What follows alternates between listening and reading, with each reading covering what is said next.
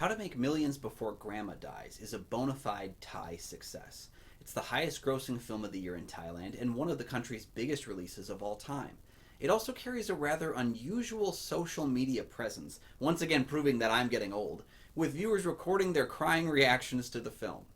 With an interesting title and my own family's recent matriarchal loss, I didn't know how this one would land with me, but I've learned that its success is certainly warranted. M is a university dropout turned video game streamer who knows little about his grandmother and cares even less. But when he learns of her impending death due to stomach cancer, he turns to his cousin, who gains a wealthy inheritance after caring for another ailing family member, and he thinks he can do the same for his grandmother.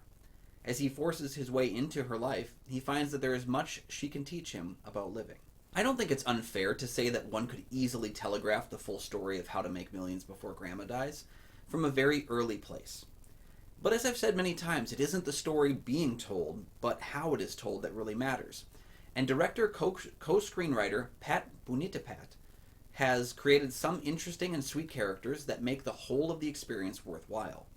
I know where we were headed for most of the film, but the finale still hit me with a gut punch I hadn't quite anticipated. The co-writer of the film had envisioned the idea while caring for his own grandparent during the COVID-19 pandemic, and that shines through the narrative, which evolves into a much more dramatic film than its title would lead one to assume. Our two leads have such terrific chemistry, when they're supposed to, that is, that it brought me back to my own grandparents, and it's an amazing feeling to receive that from an international film made a world away.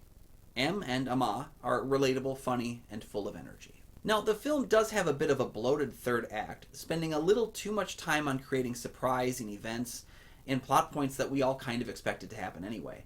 But when it finds its footing again, the narrative hits hard at the conclusion, paying off a number of plot and character threads that I did not expect, leaving me teary-eyed and emotional. If only I'd been streaming it.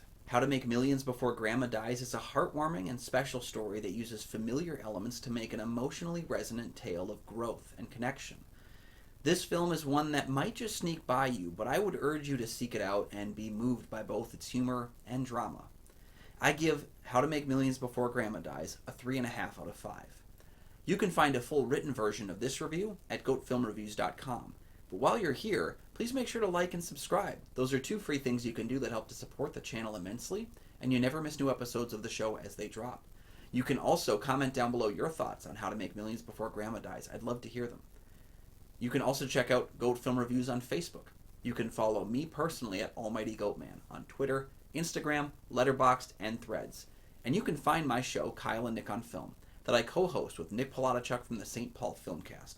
We have new episodes of that show every single week. You can also find a link in the description for this video for the Minnesota Film Critics Alliance, of which I am a member. You can find other film critics' reviews of How to Make Millions Before Grandma Dies, as well as finding more of my stuff over there. Thank you so much for joining me for a video review of this film, and we'll see you next time.